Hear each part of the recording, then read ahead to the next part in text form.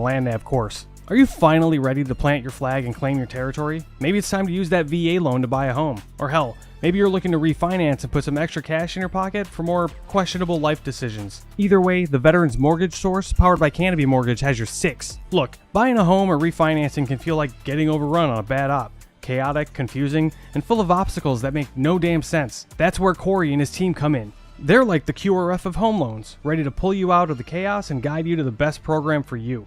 And trust me, they'll answer all your questions. Yeah, even the dumb ones. Whether you're a salty vet or fresh out of barracks still trying to figure out where your TA-50 went. Great service, solid rates, and a team that actually understands the military life. That's why all of us here at Veteran Trash Talk trust them to do right by every veteran in their family. Ready to lock it in? Give Corey a call or shoot him a text at 808-699-7874. That's 808-699-7874. Don't wait. Unless you like overpaying and getting treated like an FNG. The Veterans Mortgage Source is powered by Canopy Mortgage, LLC. All loans are subject to credit and property approval.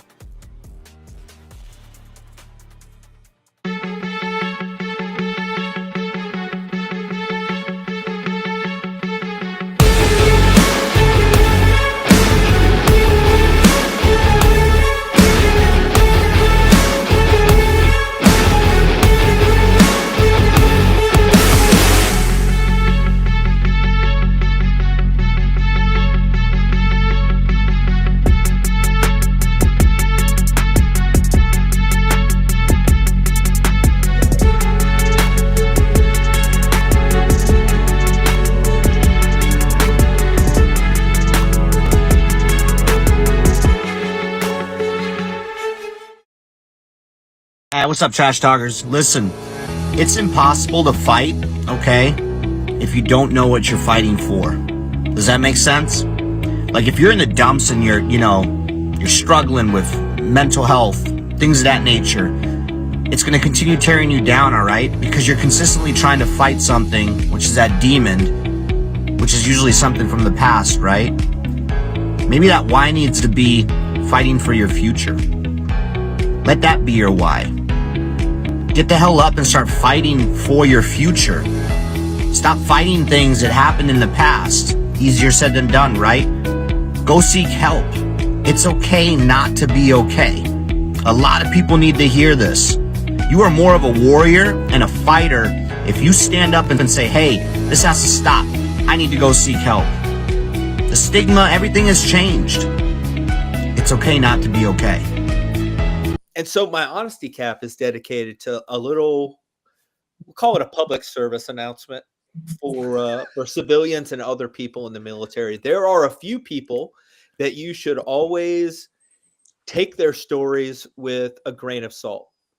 Vegans, CrossFitters, and special operations guys that tell you that they were special operations without being prompted. The first thing they say is, yeah, I used to be soft. Right. The only unicorn in that entire group is like a special operations guy that was like a vegan and did CrossFit. That guy's probably going to stay quiet for a little bit longer because he's confused as what he should talk about first. And that's the only reason. Right.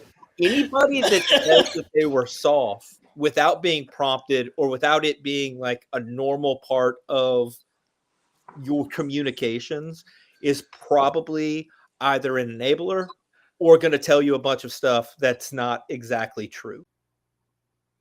What's up, Trash Talkers? What's up, Gruntworks Nation? Big Earl. You heard Dave talk. You heard Buddy talk. Now, Buddy's all about, he is a Green Beret and he's Special Forces and yada, yada, yada. But he will not tell you that unless, he really, really likes you and he's made dinner for you. However, what Veteran Trash Talk does is we bring a lot of light to the veteran community, the first responder community. We promote that what we're doing well, all right, whether we're running for office, we started a business, nonprofit, all those things. Veteran Trash Talk is a super clean page. We got Gruntworks if you want to go there and raise a little hell a little bit, but we are here to promote veteran-owned businesses. So the show you are about to watch is a veteran or veterans or a spouse of a veteran or a child of a veteran that's doing great things in the community, and we need your help promoting them and getting them all the success that they need. All right, guys, enjoy the show.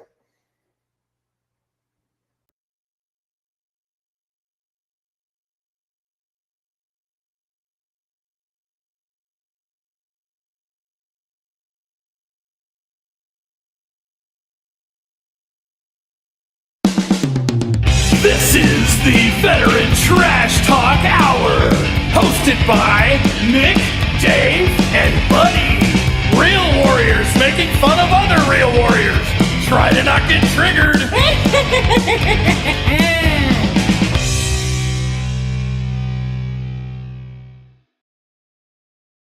What is up, Gruntworks Nation? Welcome to Season 4, Episode 2 of the Trash Talk Hour. Special guest today is Marine veteran Nate with Practical Metals, and joining me as usual, our buddy and the Big Earl. Happy Saturday. What's up? Fellas? Oh, man. Nothing. It's Snowmageddon here. Not a huge deal. Oh, yeah, I heard about it. Oh, my Yeah. God. It's terrible. I actually already killed and ate the neighbor. It was early. It was like half an inch of snow. I fucked him up. Cold weather will push a man to a brink of, especially the first 3 hours of it. Yeah, daughter party shit. Like, I will. it wasn't. It was actually. It wasn't even sticking at the time when I initially fucked him up. But Buddy said it's dangerous to be by the ocean or get too much sun, like in Arizona. But here you guys are freezing your ass off. Yeah, it was 68 today out here in AZ. It's a little cold, but we're surviving, man. We'll be it's good. It's supposed to be like -2 here, like tomorrow. I was like, Jesus, that is inappropriate. Sorry, Peter. We already discussed that pre-show. I would say that it does show the difference. But first of all, it's the only time I've ever seen Republicans upset about ICE anywhere. Like, yeah.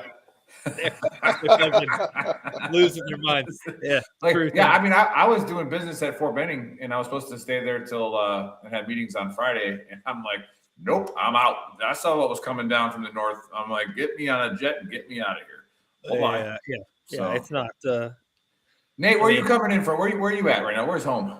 Man, just outside Fort Worth in Alito. We're dealing with the same Snowmageddon. Oh, yeah. There's almost a quarter-inch of ice outside. That's bad. And then, poor Ted Cruz, he's going on his winter vacation again. And it's the second time, I think, in 3 years where he's left when there's been a massive ice storm in Texas. Yeah, I don't blame him. If you time it with the Fort Worth Stock Show, you're guaranteed to do that exact thing no matter what. Yeah, it just nice. happens. Yeah. No, I just want to say I've been fishing on Facebook the last couple of weeks, having a lot of fun, and I was able to get Buddy and Dave all riled up. You did not get me. I don't understand. I have proof. I have proof. All right. I put it up there. Go ahead. You can do it. And again, I tagged everybody on VTT Official, and I made this disclaimer on our fight show earlier. I said, hey, when you see Big Earl on VTT Official, that's me. All right. For those of you making comments, I'm just a pogue that doesn't know anything. I'm right here. Right. Whenever you see my little two sentences, you write that shit in kindergarten? I saw it. Yeah. I mean, I was on an airplane, but I went and edited it. It's fine. When you see me write those two sentences, please understand that none of it is serious. Like it is simply to get you fired up. And here's the problem with your technique. We got somebody from the 101st coming in. Yeah, no. The problem with Screaming Eagles is that the voice that you hear in your head is what you're airborne. Is how you're reading it, not how I typed it. Like I typed it, like okay, whatever. Like no. You even got mad at somebody else, and then you deleted it. I didn't get mad at him. I was just like You deleted it. I didn't delete anything. I never deleted the anything. comment. He may have deleted it. I didn't delete anything. He sounded like a complete retard. Well, let's get Nate's take on this because Nate's a Marine. Would you consider Green Berets a shaping operation or a support? That depends on how they're utilized. Thank you. Because that's they can what be I utilized said. in both fashions. Now, traditionally, 30, 40 years ago, shaping. Would you say 75% of the time he is correct? 100% of the time, 40%.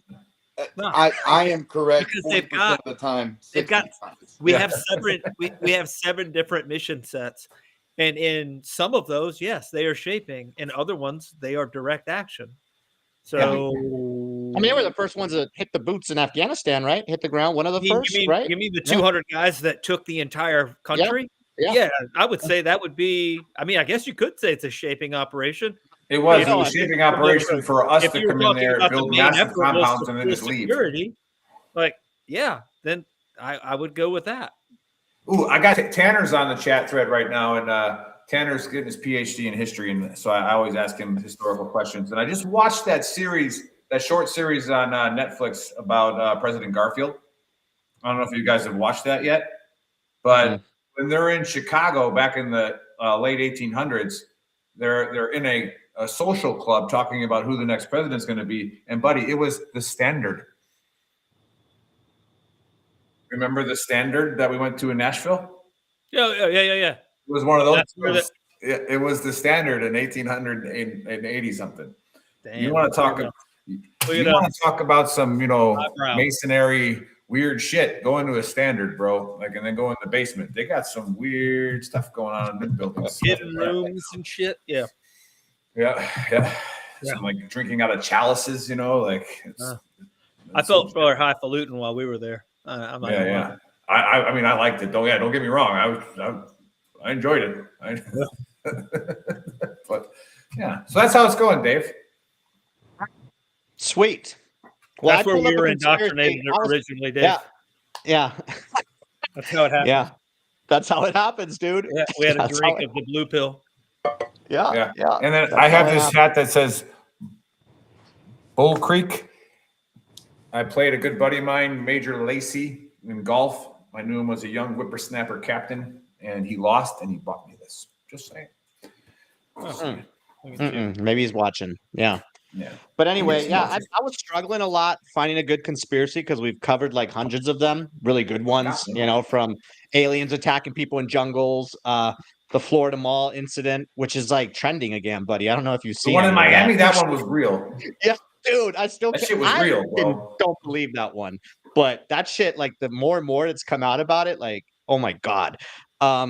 So have you guys heard of the conspiracy? And this came across TikTok. I was just like searching conspiracies of like how they used all the pictures, like Picture Day, and what they actually use that for, like Picture Day in school, and like who owns those companies. And what it was used for. Yeah. Well, So let's I'm dying to hear this. Is it your Buddy, job? I did what you told me to do, buddy. I did what you told me to do. Find I a simple, got easy it, but one. let's go.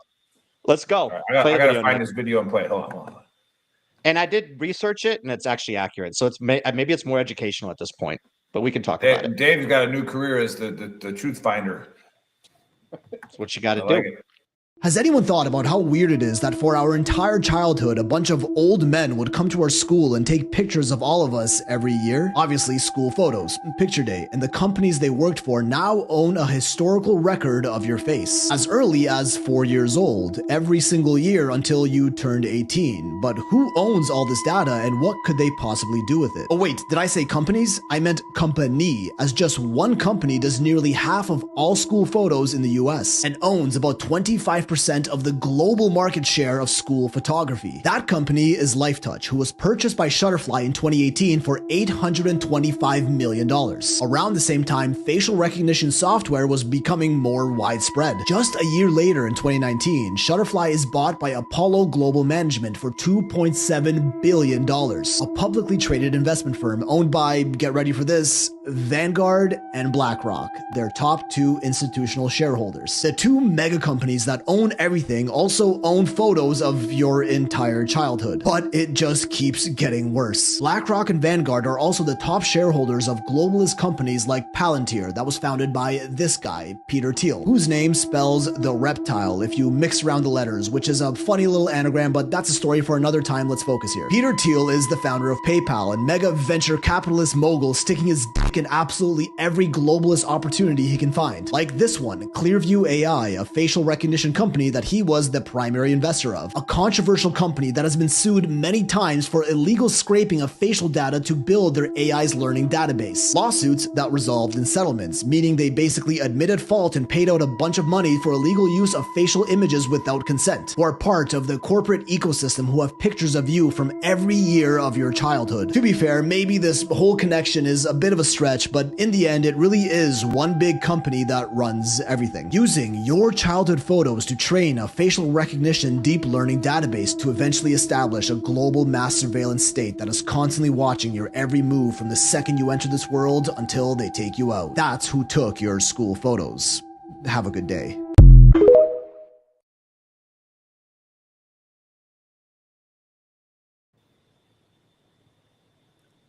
I mean, it's theatrical. It's very. It was one of the better TikToks he shared with us. True. I would say that at least it's to the point. Kind of lost me, like halfway through when they started talking about like if you switch his names around, The reptile, the letters around, it's the reptile. Like, look, I followed your guidance yesterday, buddy. Yeah, on this one, I was like, let me just find something real quick because I was running out of. And then, long story short, ChatGPT did, and it all falls back to them that they basically just took our data and that they were using it, right? And we as kids obviously didn't know. At that time, it was probably not happening, but it looks like another company bought that company then, and then now they're using all of our data for facial recognition and stuff like that. So I guess it's more educational, unless you guys got any other input on this.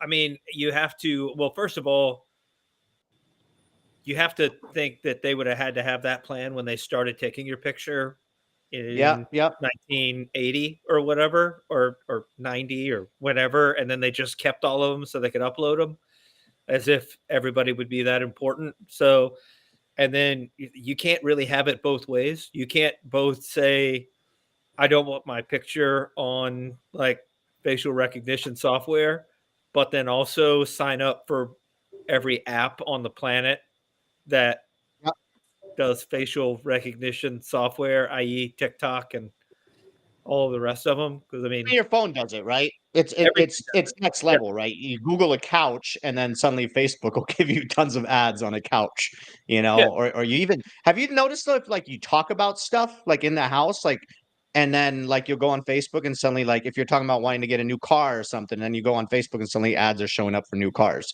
Like well, it's like next. It also does like if your phone tracks where you go, and if you're close to a place, like you drive by a McDonald's and then you pull open your phone, you're gonna see an ad for McDonald's. Like they pay. For that. That's called they pay for that. Right? Yeah. Absolutely. Yeah. Oh yeah. Geomarketing or whatever. Yeah. Geofencing. Yeah. Oh yeah. 100%. Yeah. Nick, it's not like that's not really a conspiracy. That's just true. Good marketing. Yeah. What are we talking about? Is there a conspiracy behind school photos?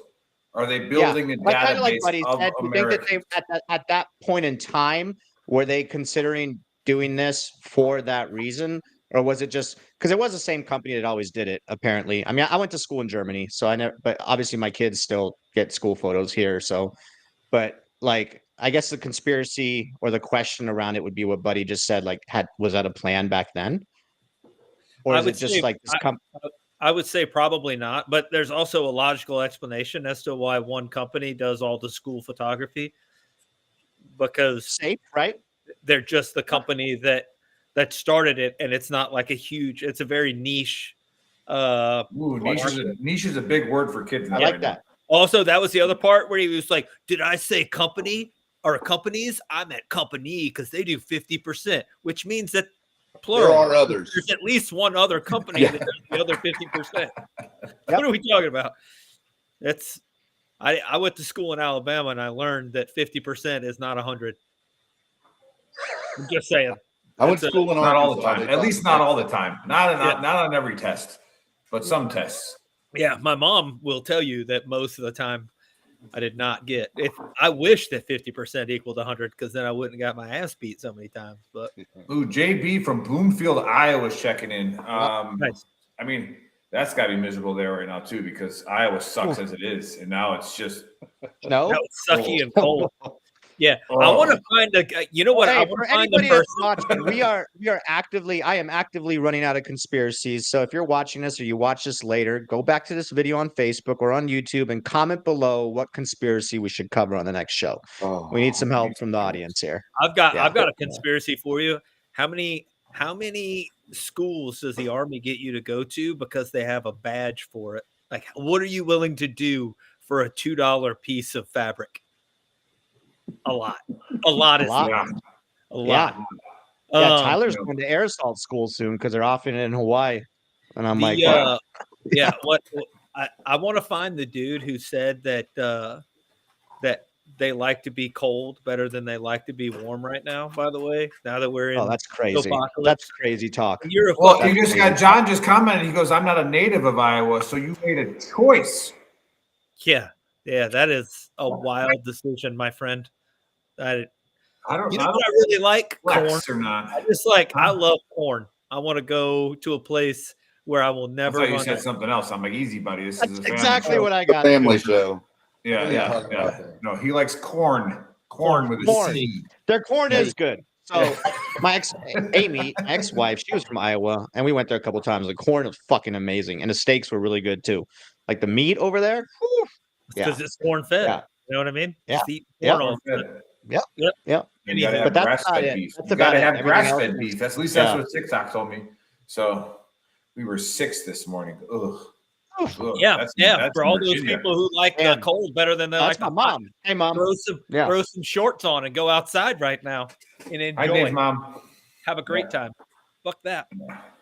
But anyhow, cool. Buddy, what you got for us so we can get to our guests? So the honesty cap, kind of, I actually a little bit it bleeds into what we were talking about before the show. Oh, Anyway, God. Yes. so my son got into the car today. The other day. I picked him up from school, and he got in, and he was like, "Hey, Dad, like my girlfriend and I are having not really an argument, a debate. She's watching Forrest Gump and just got to the part where Jenny died." And he's like, my son, he says, yeah. And I told her, yeah, Jenny deserved to die. She was a horrible person. And She's a horrible person. and apparently his girlfriend got mad at him, and they were having like a heated debate on whether Jenny. So my honesty cap is really a question. Is Jenny a horrible person? I would say 100% horrible human. Now, his girlfriend's point is that it's not her fault she's a horrible person because she was abused and all this stuff. And here's my analogy We're for talking that. about Jenny from Forrest Gump, right? Yeah, she's literally one of the worst people on the planet. Like a horrible human. Like she took advantage and manipulated a mentally challenged human his entire life. Literally came in and out of his life when it was convenient for her. And then just before she died, she drops an AIDS baby off on him that we don't even know is Forrest's baby, other than the fact that she named him after his daddy. His name Forrest. Oh, he got a daddy named Forrest too. Again, taking advantage of a mentally challenged person because they happen to be a billionaire at that point. Anywho, my point is, it doesn't matter. Like, here's the analogy that I use. If your baker is making you a cake and he mixes in a pile of shit, the cake is still going to taste like shit. You're still not going to want to eat it. It doesn't matter how a horrible person was made. The fact is they're still a horrible person. They were innocent at one point. They were nice at one point, and they went through all this trauma. Got it. That's bad. Wish it didn't happen, but you became a horrible person. You're still a horrible person, and you still have to have the consequences of being a horrible person, which is that everybody thinks you're a fucking horrible person. She's a horrible person. Am I wrong? Did you use that analogy with your son's girlfriend? No, I did in fact have the same conversation, and oddly enough, my wife also took the Jenny side, and then she was like, "Well, it's not her fault." Blah blah blah. She went through all this stuff, and I was like, "Well, Hitler. What about him? He was a horrible person." I was going to say, like, that would be like saying, like, Hitler mass murderers. Yeah. Did Hitler deserve to die? Pedophiles. Probably. Pedophiles. You know, Hitler child also had rapists. a not great. He grew up not great. little baby Hitler was probably a little charming little German kid. Just Yeah, he was until he was in the trenches of World War I, and some trauma got into him. Yeah. Yep. Then he got all traumatized, jacked up. Yeah.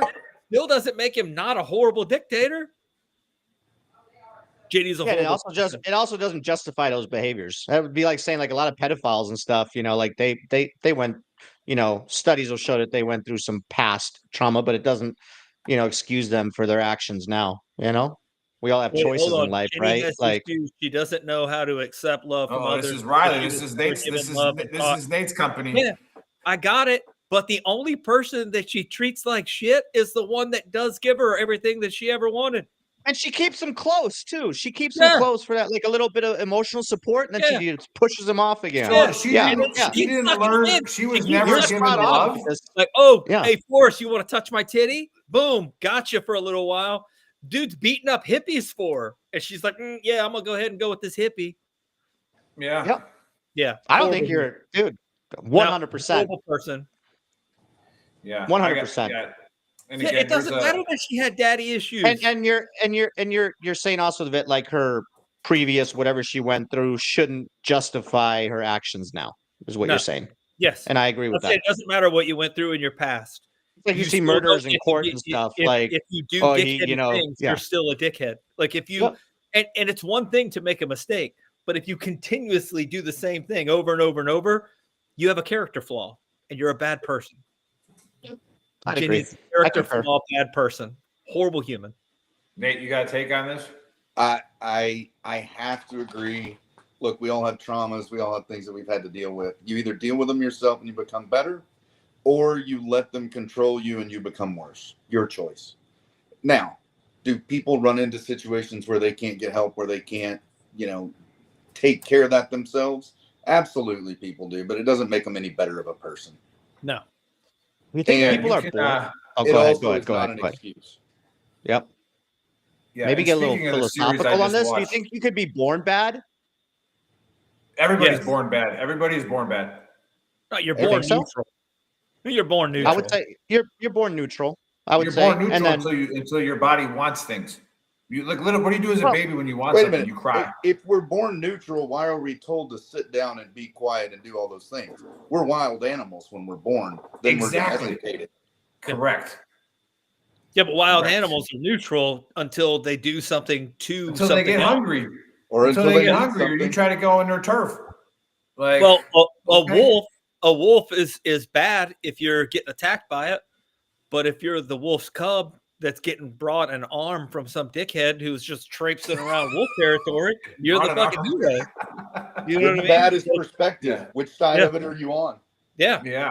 If you're, to be honest, if you're Ginny's, you have like that. You have that right or wrong, right? That's like you just know that's right or that's wrong. That's humanism. Like, no. Who taught you what right or wrong was? Yeah. If you were Ginny's, no, you're absolutely right. But she's probably if you read some books on like mass murders and shit, they're saying they don't even have that. Like they just feel they have to kill, and there's nothing in their head telling them that it's wrong. They just fucking do it, on criminals, that's and then they also as kids like fucking hurt pets and like murdered fucking insects and like there's a trait. So like were they born that way? Were they just fucking like, or was it because of their upbringing? That's I mean, people are born with mental issues, like their brain isn't firing like normal people's brains. Yeah, like I said, the worst thing you can do is think that we're all the same and that our brains all work the same way. It's like they don't. Like it's a spectrum. I need to reach out to Netflix, see if we can get a sponsor because like I'm gonna reference that short series again with Garfield, and he was a Civil War guy, and his daughter had read something in the newspaper when he finally ran for president about what he did at the Battle of Shiloh, and she confronts him and is like, "Dad, you said that you just sat behind a desk during the war and didn't do anything." Right? And he has PTSD from it. And they do a good job showing it. And he was like, well, you can either choose to live in the darkness, that is your trauma, or you can surround yourself with things that are beautiful and do better things. And I was like, damn, I got misty-eyed in my hotel watching that. I was like, I'm not crying. You're crying, man. So, yeah. I mean, so the trauma. Okay. We're all capable of bad due to inherent sin. We have a choice to act on our thoughts, though free will. Yeah. Yeah. Like I said, man, when we all get hungry, we get hungry, right? Are you willing to be a nice person and not go after someone else's food that ain't yours? Some people ain't. Yeah. Some people Yeah. going after your shit. Like, so. But Anyhow. yeah. That was a good one, buddy. I like that topic. It's been covered before, not on the show, but it's been covered before at many drinking parties. Like Jenny is a bad person. Horrible human. There's a lot of movies you like the Karate Kid, right? Well, Karate Kid, John, like, dude, the Karate Kid is the terrorist. Daniel LaRusso is a douche. Daniel LaRusso's an asshole, bro. Like, Johnny was just trying to play soccer, and like hit on his girl, and Danny came in from Reseda, right? Come in and just start freaking throwing your game in there, and Johnny's like, bro, like this is my shit, right? And then the series kind of covers that a little bit better after. Yeah, for sure. Yeah. I like it. But yes, everybody that's like super offended and mad, just know that both Danny from Karate Kid, Johnny, Jenny, and Forrest are all fictional characters. So nobody's hurt. That's how. Nobody was hurt in the how many filming. times have I had to tell you that Hollywood is how we live our life, bro? Like that's how we get conditioned, right? We get conditioned by Hollywood. Okay. Anyways, all right. We get to Nate. We get to get to our guest. He was like, "What the shit." So again, I get myself into. Welcome to the dumpster fire. But at least he's a Marine, so it's all right. And this isn't even the biggest one I've been in this week. Yeah, well, the biggest dumpster fire. Tell us all about it. Yeah, might be a real one. Oh no! You boys don't want to hear about that. We never know. We probably do, to be honest. Again, if you know anybody that wants to come on the show, again, we don't care what they do as long as they were somehow affiliated with veterans, active duty, doesn't matter. Any way we can help, we try. Buddy joined and left. Any way we can help, do our part. Yeah, the government just went after his stuff. Pay that damn electrical bill. I don't know. Any way we can help, do our thing, help get some people. Nate, is that Bart? Uh-oh, she's already giving it away. But if you want to come on the show, just so you know, when you talk to Big Earl, when I'm doing my pre-show coordination, which is really extensive and a lot of thought process put into it, not really. I actually forgot Nate was coming on the show until Riley emailed me, and I was like, "Oh shit," because I was out of town. I gotta get this going. And I literally spend about 30 seconds on the script, and sometimes the date's wrong, the time's wrong on it. I don't know. And I was like, he owns some kind of roofing. Yeah, he owns some kind of roofing company. I don't know. It's just an absolute pleasure. Riley, thanks for reaching out to us and giving us Nate and his company that he's going to talk about. And correct me if I'm wrong here. I did read the website. I actually did. But you started a business with a partner, and then your son is also a part of it as well, correct? That is correct. Okay. He's my business partner. Yes. Awesome. All right. Well, hey, welcome to the Trash Talk Hour. Even though you're a Marine, you guys are still considered veterans. But listen, I've been to more Army schools. I've got a lot of flack for that. So, yeah. I used to say former Marine just to piss off the Marines, but you know what they call the 3 Marines in every jump school class, right? What's that? Fodder? Do what? Fodder? I don't know. That's dummy. We'll go with fodder. Wind dummy. In charge. Yeah, that's what they call it. In charge. When so we had a few Marines in my jump school class, and they started out like lions. It was awesome. They were yelling at everybody and doing all their stuff, and then we started getting smoked at one point, and we kept counting instead of 1, 2 and doing all of our shit. We were just saying Semper Fi, Semper Fi, Semper Fi. Oh yeah. And they ended up. I've never seen a group of people like turn against each other as quickly. Come on, guys, shut the fuck up! Stop saying it. Semper Fi. Come on, let's keep doing push-ups. What's up? It was awesome. But Nate, tell us a little bit about what you did in the Marines, why and how you started a business, and doing it with your son. Tell us all about that stuff because I'm actually really curious. I said on the Fight Show, I'm like, I love it. We've had a few guests on here who did work with their sons and or daughters, and we're always intrigued by that because I guarantee you there's going to be 1 or 2 people, probably 20 people watching, listening later. By you? That's a big one. I remember. For you, by you. Yep. That might want to start a business with when they get out And so tell us a little bit about that, your journey, and how it all came to. So as a jarhead, I spent 8 years. I graduated high school on a Friday. Monday morning, I was in Marine Corps boot camp in San Diego. All right.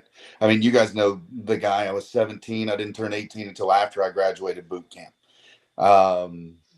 My recruiter had to quite literally hunt down my dad and get him to sign the paperwork. How that conversation went, I don't know. I don't want to speculate.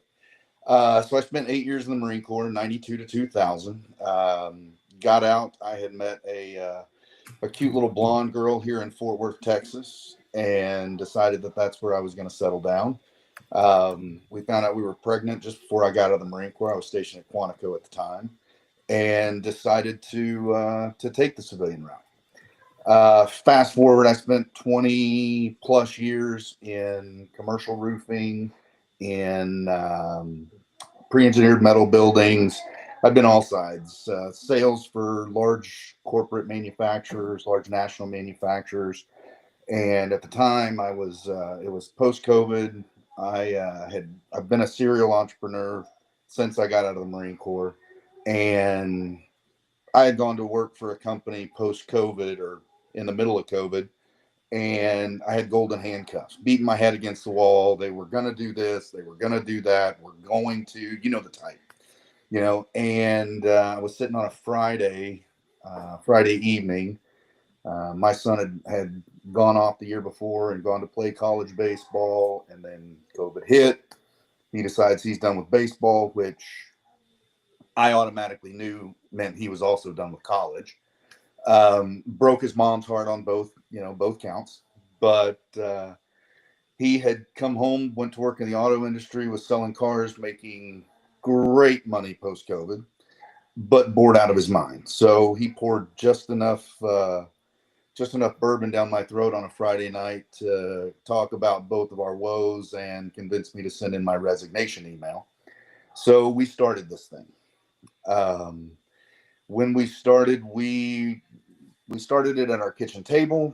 I had 20 plus years of relationships, and we went to work. So we went to work just selling materials, buildings, taking relationships for people who can manufacture things and relationships with people who bought things.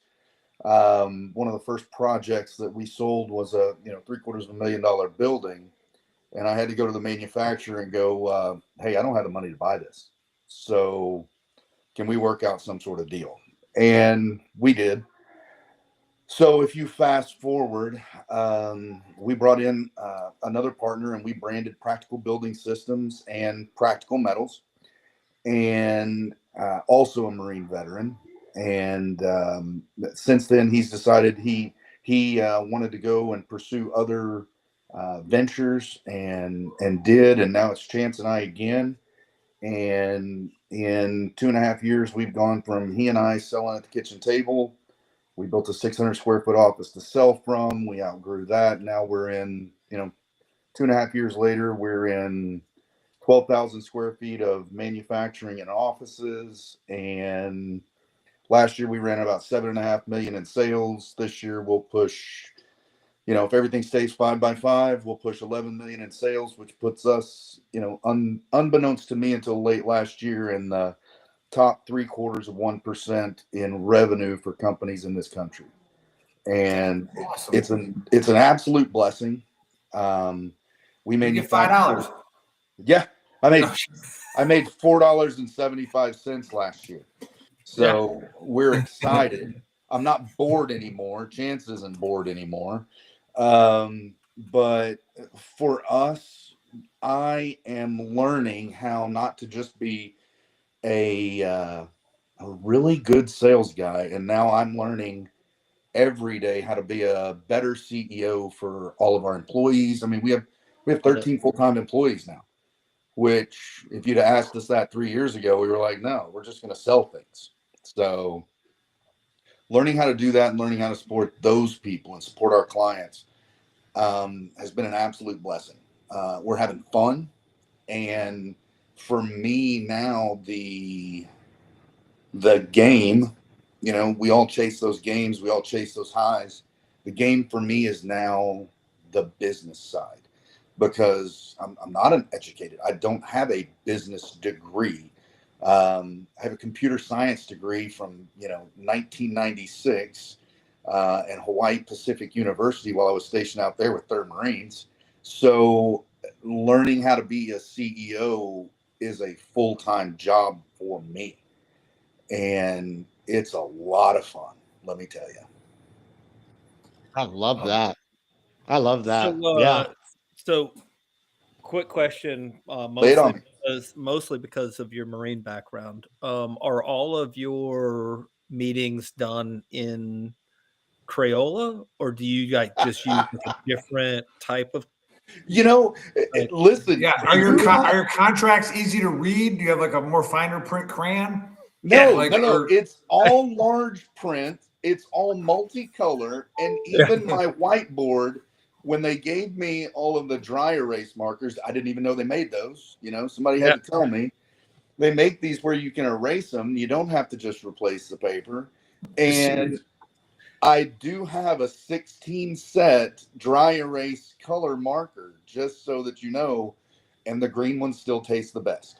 Obviously you got the I kid always heard safe ones, purple right? was the best, Yeah. but there's somebody who said green for the first time. That's good. Maybe everybody else that's watching should try have a green one. Yeah, maybe Because I you're was not saying familiar purple. because Yours you're tastes not like using the sour green apples. ones. That's all I'm Everybody's saying. like, I love purple. I love purple. Well, The green not ones try have the more green vitamin one. B in them. And but- that helps with your brain function. Yeah. Yeah, I don't know. serious I think that question though. Do you guys just sell the buildings themselves, or are you also construct the buildings on site, or how do you guys do that? So, no, absolutely not. We got out of the construction Wrong. side of this business, and now we only manufacture. So, the building side, Chance runs pretty solely. We are commercial industrial primarily, and we work with a very select client group. We go after most of our clients on that side of the business. The division that I run is architectural metals. Think standing seam roofing, think metal wall panels, soffit panels. Every military base you've been on that's got a terracotta standing seam roof. Yeah. Every building on Fort Hood, I think it's Fort Hood again now. But yeah. No, I think it's Caballo still. It may be Caballo still. Yeah. Is it? I don't know. No. We spent a couple $1 million to change it back to the original names. I got you. There's a I conspiracy. mean, to be fair, theory, Fort Hood should have remained Fort Hood the whole time because It should have absolutely. stayed that way. it is legitimately the Hood. Fort Hood should It is. be taken Yeah, away. They should have just named it Fort the Hood.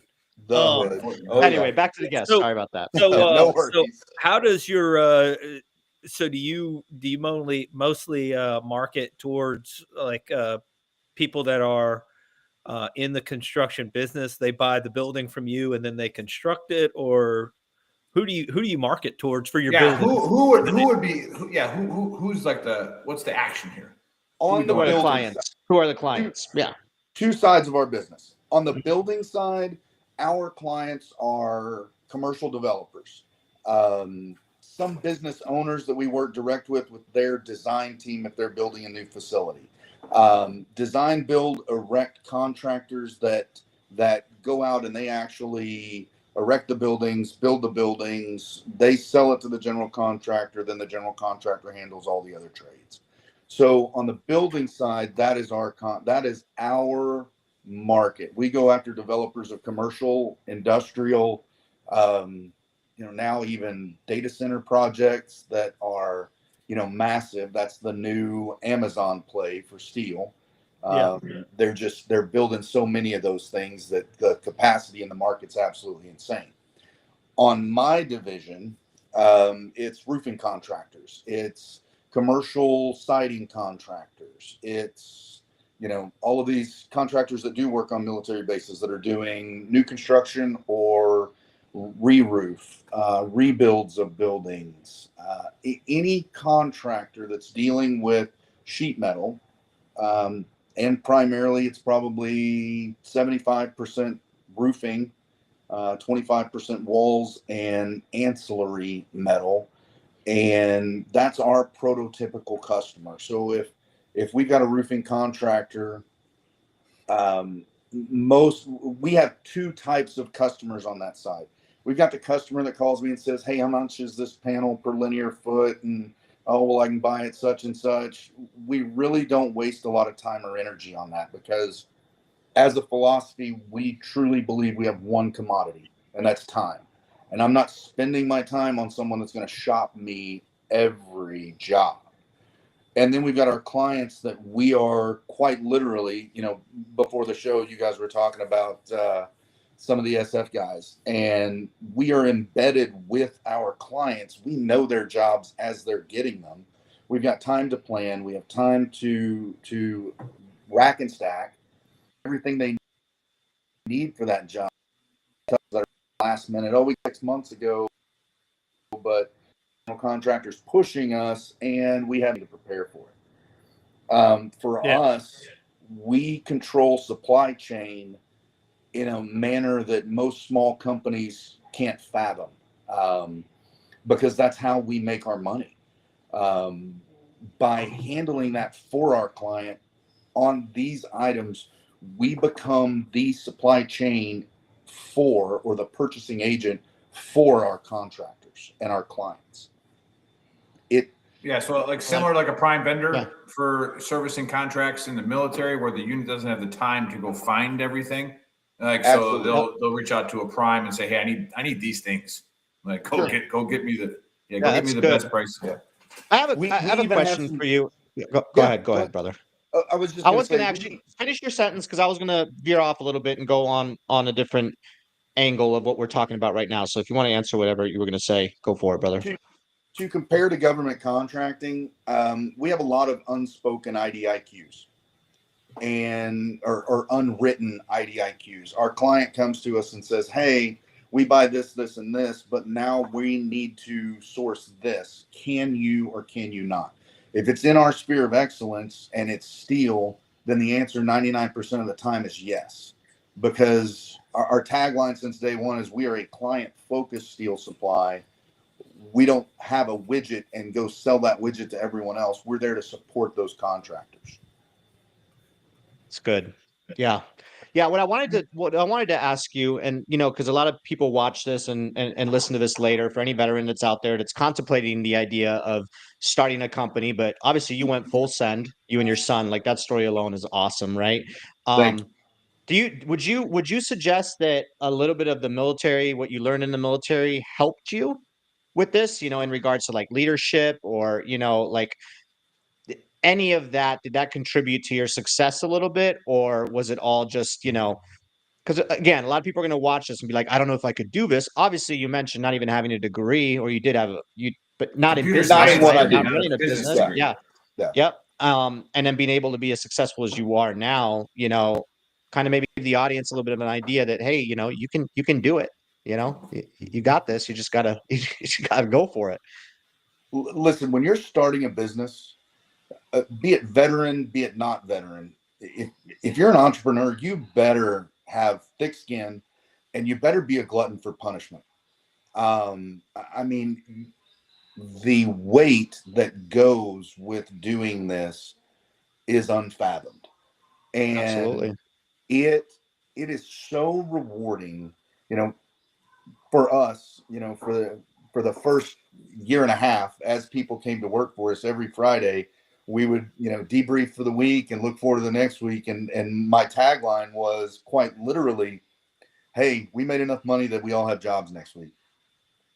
And now for us, did my experience in the military, in the Marine Corps in particular, and, leading Marines and working with other branches and working with other units, absolutely contributes to how we run the business. And, my son, who was an athlete, and a pretty damn good one, he learned a lot of those same skills in sports. And, we don't, as former military guys, especially us grunts, we think that we have skill sets that other people in the world don't possess. And it's true. we understand how to operate under duress in a fashion that most people don't. And I've got a good friend of mine that runs a nonprofit at the Marine Corps Ball. He and I were talking. He's a corpsman. Don't hold it against him. And we were talking about the skills that we learn in a uniform, be that an athletic uniform or a military uniform.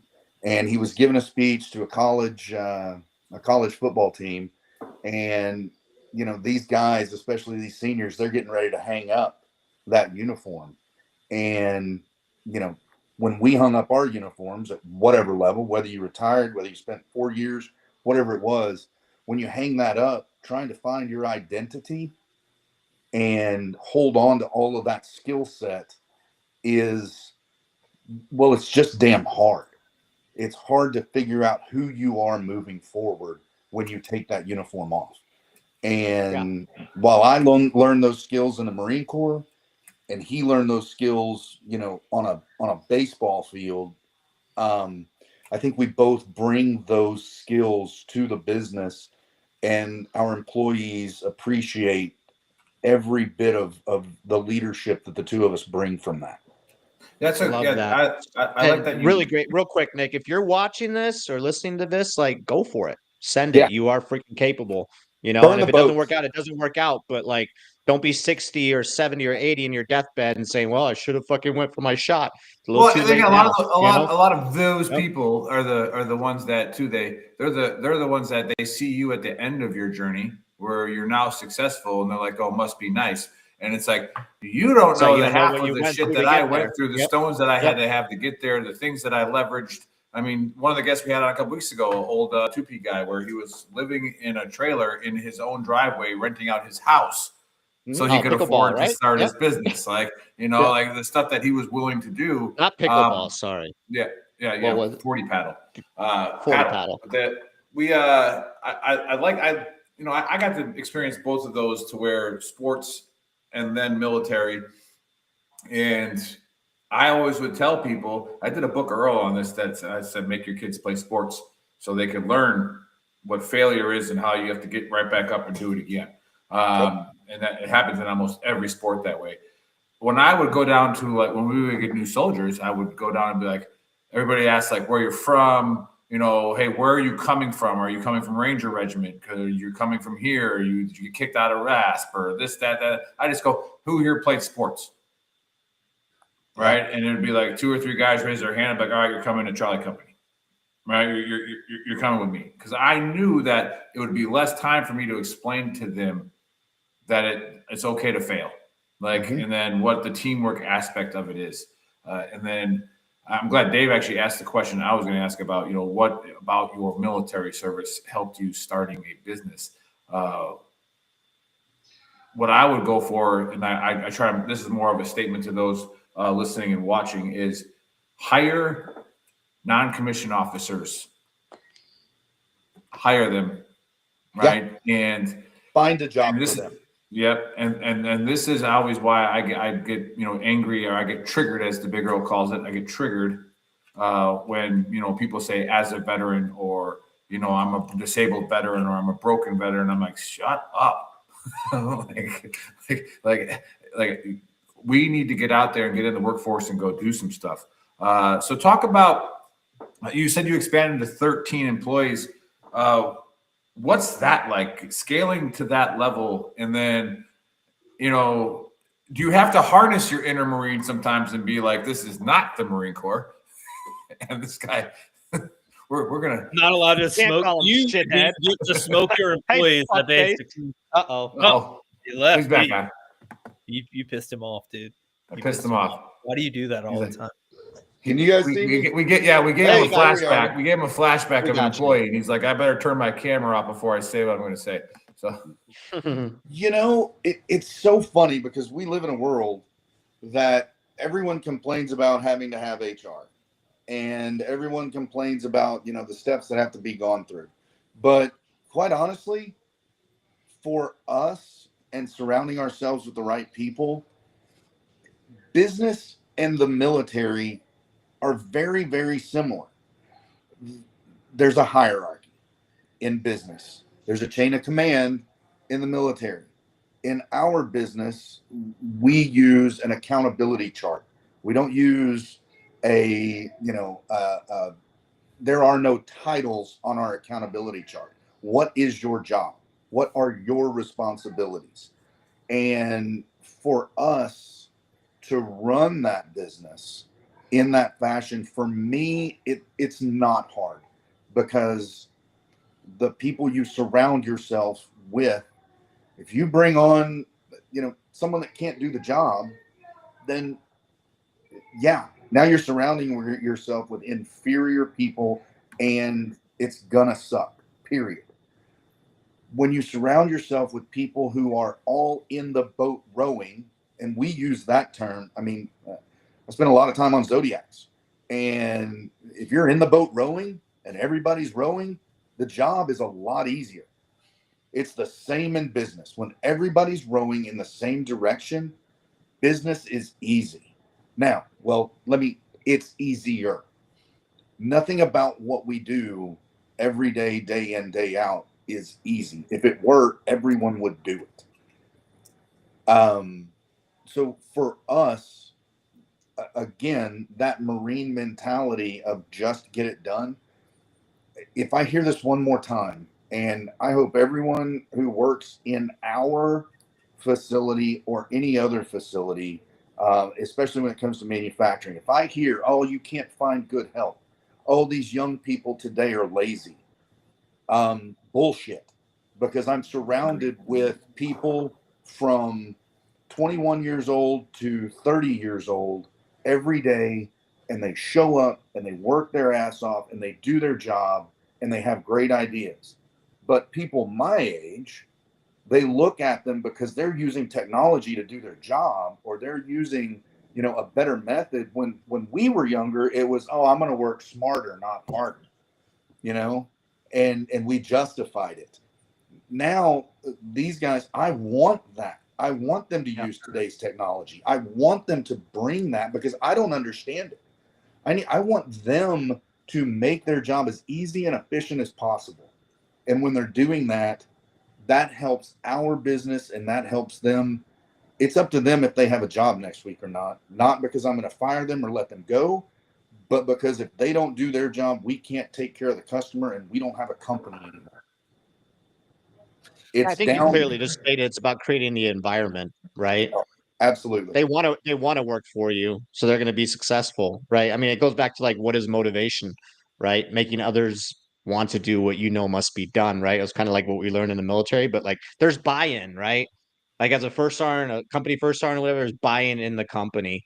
Yep. You're creating that environment. They're going to work harder for you. Whereas in an environment where it's like, I don't want to fucking go to work, they ain't going to do shit. They're going to do, their 9 to 5 or whatever and be done with it, the bare minimum, the way you're talking, you probably have some guys that'll probably work a little extra just to fucking work extra because I think in that same topic, what we're talking about, what I've seen in the civilian marketplace as far as working goes, and I don't really understand how CEOs of like huge companies haven't really grasped the fact that in most civilian companies that are run by civilians and have civilian managers, all they do is manage. They don't lead.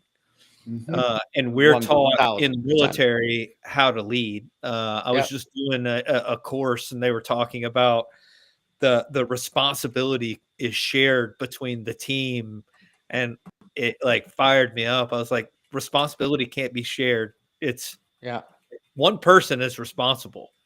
Now you can have a responsibility to do like your little part, but if you don't do that little part, the responsibility of failure is on whoever's in charge of that team because they didn't train you or check to make sure that you were doing what you're supposed to do. And I think that not everybody in the military, there are bad NCOs, there are bad officers. So it's not, you can't just build, well, I'm a veteran, so I know how to do it.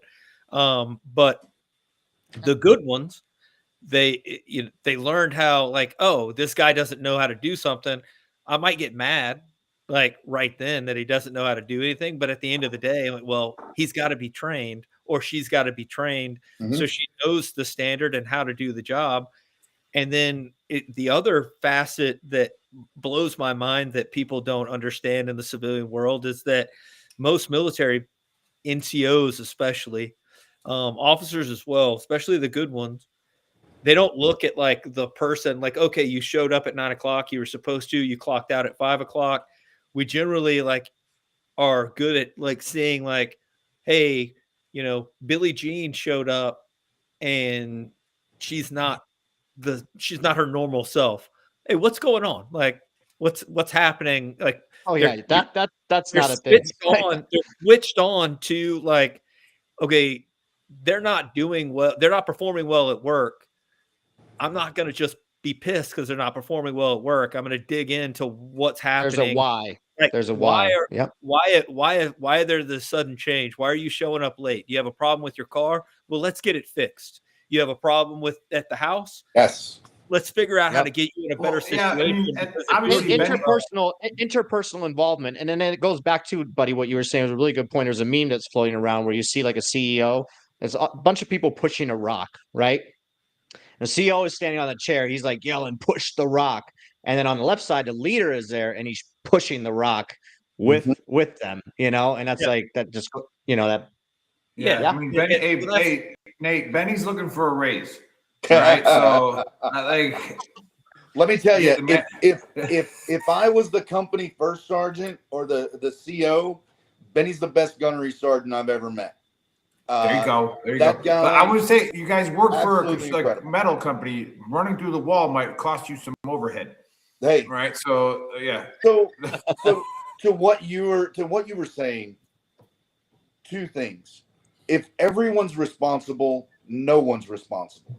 And we are going from, and we just had a state of the company meeting on Thursday, whatever day it was, doesn't matter. And we talked about the fact that everyone has their own responsibility within what's going on. But it has to fall on one person to be responsible, or there's no accountability. So we've implemented, everyone who works for us now is going from a state of chaos where we got over the last 2.5 years from, through sheer force and will, to an organized company running an operating system called EOS. And while EOS is not military, it is very rooted in a lot of the things that we learned, as we became NCOs, as we were leaders. And the fact that a civilian organization can put all of these things in place and say, this is our accountability chart. This is what you are accountable for. You're not, the vice president of sales. You are over sales, and you are on the leadership team managing sales. And I joke, I know HR is probably listening, but I go back to my favorite movie, which is Starship Troopers. And what did he say? I need a sergeant, and you're it until you're dead, or I find someone better. Find somebody better. Yeah. And for us, I give the same speech to everyone who comes to work for us. You're gonna cost the company money. Let's do two things. Let's try to limit it on how much it is, and let's not do the same thing twice. Period. And part of EOS is we have a culture of bringing problems to the forefront, because as those things, hey, Johnny's having a really hard time at home. He's late every day because he's not getting rest, because whatever the reason is. Well, let's have that conversation. Let's see if we can help Johnny out at home. I don't have a Johnny. Yeah. We get it. Yep. As you guys are saying. Yep. Yeah, I had to go to HR a lot when I retired, because it turns out you can't say a lot of things in the workplace. And but yeah. Even before you retired, Nick, you lost 2 years now at the academy. I stood on the carpet a few times. If you never stood on the carpet, did you really do anything? True. No. Yeah. Oh yeah. I blame Dave. I was like, oh, it's Dave. So yeah, I didn't say that. Dave said it. Well, to be fair, how many times have you stood on the carpet because of something you did, and how many times have you stood on a carpet because of something that somebody else did? Oh yeah, But you were way more times because it was somebody stand on the else. carpet. You were willing to go stand on that carpet to be like, yep, I messed up. I should have made sure that Joe Snuffy wasn't drinking on a Saturday night at midnight when I And was at home. chained to his house and not Yeah, be able to it's drive, right? my fault. It's 100% my fault. I get it. I'm responsible. Especially when you Um, become a Now platoon I'm gonna sergeant, go man. fix Oh it. my god. So yeah, but I think those are all things that we learn as leaders in the military. That people, I mean, we bitched about it. Everybody that was a leader in the military bitched about it at one point or another. That like, well, because it's hard. It's hard to give a shit about the 4, 5, 12 people that you have underneath you and every facet of what's going on in their life. Whether they like you're not taking a bath, like you're not showering, like God. you know what I mean? Like that's a hard conversation Yeah, and to then have. you miss certain things because you thought it was given. Yeah, like hey dude, I didn't like think I had to tell you about that. yeah, you need to wash your Stuff like laundry. this. You stink. Like, Yeah. but it's a conversation that sometimes you have to have with people. Like, do you not know how to wash clothes? I mean, I'll show you how to wash them. Like, put your colors here, put your whites here. Here we go. We're gonna go through the motions. It's true though. It's so But in true. other jobs, like at McDonald's, they don't do that. They don't give a fuck. Yeah, Yeah. they're just like, dude. I mean, they smell like fry oil anyway, so whatever. Like, but you know, I worked at McDonald's in high school. Loved that job. yeah, nowhere else do you have to do that. I worked at a Taco Bell for 2 hours once. I think to some people it just and we could go off on a leadership tangent, but I think to some people some of that comes natural. Yeah, well, some But of I it would does. suggest, but a I lot would of it suggest, is- buddy, like you said, I would suggest that probably There you go. harder for more than it I would think- be natural. I think You that a know, lot of it David is and that there's that you're inherent right in leadership that qualities. some of it is natural. The difference is that in the military, you're pushed into positions where you have to that and natural you have another reaction option. has to come Yeah. out more, Yeah. and you get more experience. You learn what works and doesn't work. And in the civilian world, you don't really get all that especially at a younger age. But like any other personal trait, if you can break it down verbally or on paper to a set of skills, it can be taught. Oh yeah, 100%. And there's a huge push, and again, as I over the last couple of years have been learning to become, and even just saying this is absolutely asinine to me, to become the CEO of a $10+ million company as a crayon eater who learned how to read blueprints and learned how to build buildings and do commercial roofing. Learning those things is a lot of self-education. And there's so much. We live in an information overload, but there's so much good information. And I don't know if all these the business guys on YouTube and I download a ton of that and watch and listen. And when they say it's never been easier to do nothing and survive, but it's also never been easier to be successful and be in the top 1% by just putting in the effort. And the information that is out there from a business standpoint, to circle back around and talk about, if you're going to go all in, you've got to go all in. And, you know, we talk about side hustles and we talk about all of these other things. And I tell my guys in particular, hey, I want to start a side hustle. How about you put 100% of your effort into your main hustle and let's talk about how you make money there. Yeah. Or, you know, if you're going to do a side hustle, then no, you've got to give up. You're going to have a toll somewhere else in your life and you're going to go dark. And with all After of Elon Musk, you can just do 20 things at once. Fuck it. Listen, I assume, I don't like to assume anything, but I mean, I will assume you guys can read. If you haven't read Elon's book, it is one of the most fascinating stories of just put your head down and go to work. I'm going to clap back and say that if a Marine can do it, I can. By God. I call bullshit on that. Yeah. Listen, who was it that had somebody in Hawaii? Hey, oh, that's Dave. That's So my son's stationed out there. Nick was a first sergeant out there as well, but my son's out on. He's at Shafter. okay, Yeah. I spent enough time at Schofield Barracks and out at the Army at Schofield, across at the Army Airfield while I was there at Kaneohe.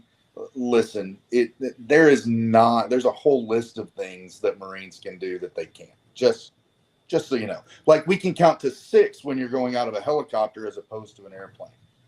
Mm-hmm. Right. Now it's 6 altogether because it's new parachute. Oh, see, again, I'm dating myself. Yeah. But no, that's great. That's great stuff. Hey Dave, you have to have Megan table that comment for another show for sure as a topic. That's a really good. Yeah. Just that, but yeah. No, hey, it was absolutely phenomenal having you on, Nate. Just like it's been. We get guests like not like nobody's ever the same, Sure. And everybody's journey is a little different, and so it's always a pleasure to hear somebody and their success and what it took to get there, the self-doubt that you had, and then just the things that happened, like your son quitting, and then I was going to say, especially tying in the son, right? Like the family, the unity aspect. Obviously, your son wanted to do that with you, so that says a lot about your character. I didn't mean to take away what you were saying, Nick, but yeah. No, you're good. It says a lot about who you were as a father, or who you are as a father. Thank you. Before I roll into the AAR, just one more time, what is the name of your company? How do people look at it, research it, and how do they get to find out more about Nate? Absolutely. So it's Practical Metals, which is a division of Practical Building Systems LLC. We're in the thriving metropolis of Crescent, Texas, southwest of Fort Worth. You can find me on Facebook at Nate Roberts.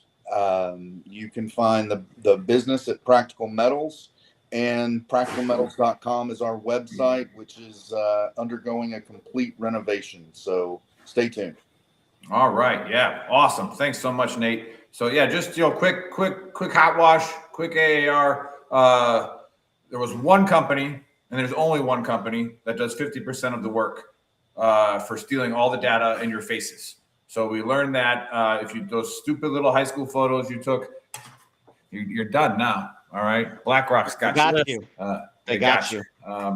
But yeah, so please, if you have something that you have questions about in the world, as i.e. a conspiracy, please reach out to Faceman at VeteranTrashTalk.com and give him some good conspiracies.